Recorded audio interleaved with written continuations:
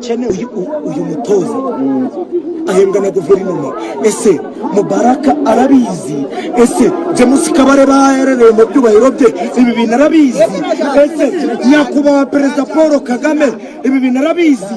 Bimeze bite? Uyu mutoza ahembwa n'amafaranga ya guverinoma cyangwa ahembwa n'amafaranga y'igihugu cye? Uyu mutoza yamushinje iki Nyabugogo? Yambare Besasi babashije Nyabugogo nibakugeraho nayo barakuza. Sibyo ntare yo mwizera amafaranga y'igihugu. Genda cyabaza uyu mutoza ikibazo kimwe dufite, sibyo buriya bajya bavuga ngo ntambwe itunga indi ziribana. Uyu mutoza umutindi ukiza umukizwa n'Imana, ubushobozi bwe buragerwa ku mashyi. Ndavuga ngo nyakubahwa baducuruza cyangwa babyore ibyo birabareba.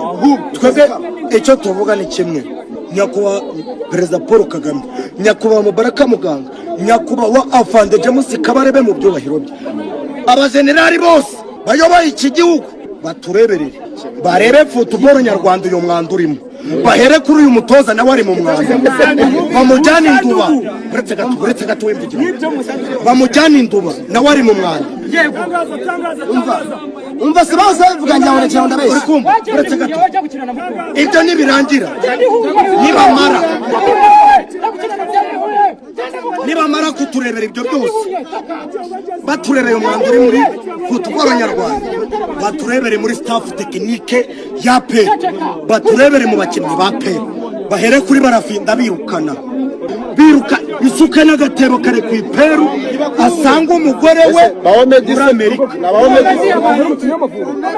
Ndabaza ikintu kimwe, Omedi yaje ari umuhanga, akimukiwanuka aza ari umuhanga, uwo bita Watara aza ari umuhanga, barawaya mama bure nyina Watara arawuzi icecekere byoresa. Yabaga guceka ko byatewe n'iki? Habuze iki? Niki cy'amafaranga yabuze? Niki cyabuze? Tuyabahe? Uretse gato niba ari ibyabuze, nongeye ngaruye aka kantu, ishyamba ryanjye ndaritanga, riherereye Butare mu ntara y'Amajyepfo, nanjye ndaritanga, uyu mutoza agenda. Bitabaye ibyo agahinda karatwishe. Perezida Repubulika awerereye nyakubahwa mukuru w'igihugu cyacu, urabizi neza ko urubyiruko rw'igihugu. Muranyemera tutangire kuri tayito iremereye cyane ivuga ngo mu gihe cyose ekipe ya APR twatabarije kenshi ekipe ya APR, ariko ubuyobozi ntibwagira icyo bubikora kubw'impamvu runaka, impamvu za kontara Darikonovic, impamvu ABCD mu bikubiye mu masezerano. Ariko tayiti iravuga ngo nihatagira igikorwa vuba mu maguru mashya, ekipe ya APR ntabwo iri butware igikombe cya shampiyona. Iza true. Hari abantu babyumva bakagira ngo wenda hari ibindi cyangwa se twasaze, ariko ntabwo umuntu aba yasaze. Uyu munsi icyerekezo cya football tuba kukireba, sibyo? Iyo abantu batajya kubona ikipe itangiza identity cyangwa se karite yayo, niho haziramo gutabaza. Muri iyi myaka 5 ishize ntabwo tuzi APR yabayeho gucya, never, ntabwo bibaho. Ni imyaka 5 iremereye cyane, ariko nyamara itagakwiye kuremera bigendanye ari ikipe ya Rayon Sport nayo ifite ibibazo byo byihariye cya shampiyona, biraza bikakugura uko byagenda kose. Tugiye kuganira kuri match ya Etincelle na ekipe ya APR Football Club y'ibitego 2-2, ariko ikintu gikomeye cyane kirimo kuvugisha abantu amagambo menshi n'amangambure ni ikijyanye n'icyo APR iri gukora mu kibuga cyangwa se iri gushaka mu gikombe cya shampiyona, ariko byose bikagendana n'ubushobozi n'ibyo Darikonovic ari guhereza abafana ba APR muri rusange. Ni mu nyemerere duhere kuri 11 bari babanjemo kuri uyu mugoroba, nitumara kubumva natwe dushire mu nyurabwenge tunamenye impamvu ekipe ya APR iri gukorerwa ibi bintu mbere yuko tunumva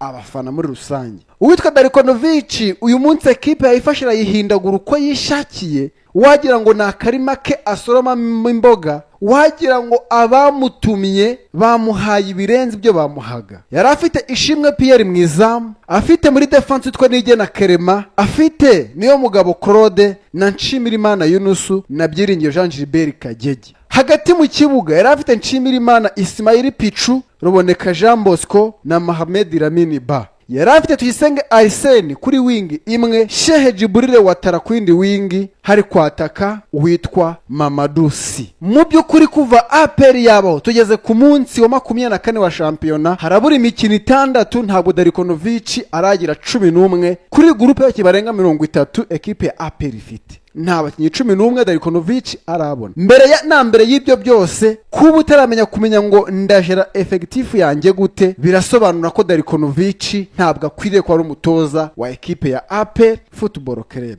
Ayo ngayo ni amanota tumwambuye 100%. Ariko se nyuma y'iyi groupe yose reka dushime ko ayimanuye. Why ubu gutagetinga imikino ya nyuma? Ubizi neza ko Mukeba yaraye abonye amanota 3 arongeye isuza umwanya wa mbere. Ni gute wemera kuja mu kibuga udafite Dauda Youssef? Dauda Youssef turebye gato kuri kariteze ni umukinyi ushobora kuba mwiza mu kwambura baro, akaba mwiza mu gutwara baro, ndetse akaba mwiza mu gutanga baro. Uburyo bw'ataka ko yahereza umwataka cyangwa se baro ku mukinyi ashaka ibintu bikunda cyane. Ibyo bintu bifite izo service zifite, unafite Ruboneka Jean Bosco, byanga byakunde hari ibintu bigufasha kwirinda kumenaswa cyane cyane uburyo bwo kwankeswa ibitego. Ndagira ngo tujyane neza. Ariko uyu munsi uwitwa Nshimirimana Ismail Pichu, kimwe mu bintu azwiho baro nibyo yayambura, ariko nta kintu na kimwe aba afite cyo gukoresha baro usibye kuyirenza, kujugunya mu bafana cyangwa se agasunikana agakandagirana. Pichu si umuntu ugufasha mu buryo bwo kwataka, kuko si mwiza baro iri ku kirenge, si na mwiza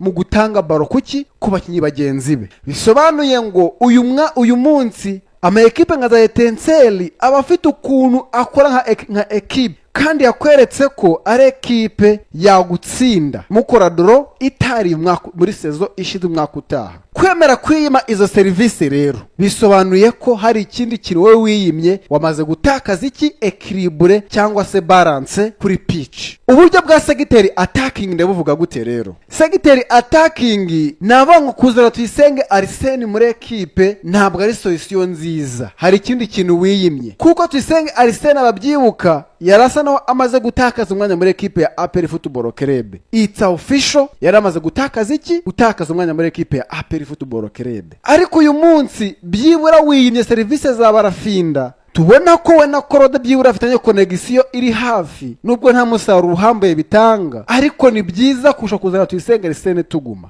Why? Kuki iki ekipe ya APR mu kwambere yagiye ku isoko igiye gushaka bataka, ikazana Dennis Omedi wari mwiza muri ekipe ya Kitara, anabona kora muri ekipe nationale, uyu munsi akaba atari kubona umwanya muri ekipe ya APR. Iyi ngiyi ni match nk'iya gatatu adakandagira mu kibuga. Hari uwitwa Hakimu Kiwanuka nawe mwiza uyu munsi tekibona bateye gukina. Mu by'ukuri nge kubwanjye mbona ko Darikonovic afite mihangana n'ubuyobozi bwa APR buzana abakinyi. Nge mbona nta kiza yifuriza ekipe ya APR Football Club. Twe twabonye APR ivuga ngo twe nta twemera ubushobozi bwa Darikonovic, ariko twemera dukore nka APR ubwacu, twe dukora ibintu byacu. Izo strictiye zishigwaho, ariko ndagira nkwibutse ko nubwo zashizweho Darikonovic niwe uzasimbuza, ni nawe uzakora 11 be. Uyu mugabo twatangiye kubona akenshi abikora nabi. Urabona nko mu mikino iheruka 24 na ekipe yatsinzwemo imikino 3, inganya imikino 3, hanyuma itsinda imikino 14. So good. Ifite amanota 49. Aya manota mu myaka iheruka yose no kuri APR mbi kurusha uyu munsi nta kipe yakoreye aya manota ngiyabure. Ariko uyu munsi kwa Darikonovic byarabaye. Hari inshuro nyinshi twagiye tubona ekipe ya APR yagakwiye gufata umwanya wa mbere hakiri kare, hakiri n'imikino yo gukinira, ariko Darikonovic bikamunanira. Why? Kuki ekipe ya APR yumva ko bizasaba umunsi wa nyuma kugira ngo twere igikombe cya champion? Uwitwa Darikonovic tubyibuke neza ama ekipe yagiye acamo, nta ekipe nimwe yapfaga kurenzamo sezo. Haba ama ekipe akomeye anafite abakinyi, anafite ukuntu abayeho, ayo makipe yose yaramwirukanye. ariko APR iragenda gutoragura uwo yiboneye kugira ngo igire ite, kugira ngo ivaneho igitutu cy'abafana. Nkongera nk'ababazwa nkanarakazwa n'umushahara Darikonovic ahayembwa. Aya ni amafaranga menshi cyane, miliyoni 40 ni amafaranga akwiye kuba ahindura byinshi bitandukanye mu mupira w'u Rwanda. Nayo ma ekipe mato bikaba byayageraho kubera ko nayo ari mu gihugu. Uyu munsi Libya ikwirukanye nta mezi atatu maze, ekipe ya Monastir ikwirukanye nta n'umwaka umaze. Na ekipe ya APR kwikiriramo iki uje kwikuramo ibintu ushaka. Ubuyobozi bwa APR bwatangaje amagambo akomeye cyane, baratangaza bati ntabwo dufite uburenganzira bwo kwirukana umutoza. So good, ngenda byemera. Ariko se niba ntabwo mufite, nta nubwo mwana muhagarika akomeza habe, kuko nahagarikwa birabisobanuye ko mutashimye umusaruro we umpera za shampiyona, bizaborera kuganira kugira ngo mutandukane. Iryo kosa nkarishinja abayobozi ba APR Football Club. Iyo twamaze kubona ko umutoza adafite ubushobozi, tuvuga tuti nyamara kuva nta bushobozi, namwe bayobozi hari solution zakorwa. Twabiganiye kenshi bigafanye bikora, tuvuga tuti mushobora gufata undi mutoza akaza akabaza iby'icyuho, hanyuma Darikonovic agasohoka mu bikorwa byose bya ekipe ya APR Football Club. Nkuko twari tubona amakipe nka Zarayo abikora, niko byagombaga kugenda, ariko byose mwarabyirengagije. Muravuga muti hari abantu bashinzwe kujudginga umusaruro we. Mu by'ukuri abo ba judgment ba APR bakujudginga Darikonovic batabona ko umutoza ari kurindimura ekipe, ni ba judgment iki? Naho ngashiraho iki? Ngashiraho akabazo. Uyu mugabo Darikonovic nubwo yasinye imyaka 3 akaza ari gutwara ibikombe, ariko mwibuke ikintu gikomeye cyane cyitwa projet. Niyo atatwara igikombe uyu munsi, ariko ekipe yigenda ifite icyerekezo umuntu abibona, ariko uyu munsi nta cyerekezo ibona. Ibyo ni ibintu bitatu bigomba kumusohora by'igitaraganya muri ekipe ya APR uko byagenda kose. Nimuramuka mutabihinduye, ekipe ya APR nta gikombe cya shampiyona izatwara, ni mucunga nabi.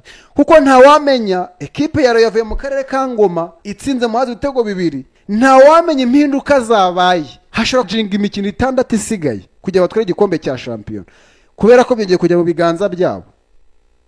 Waye kuki wakwizera ko ikipe ya Rayon izatakaza? Abafana bafite uburakari bukomeye buteye ubwoba, bararakaye cyane.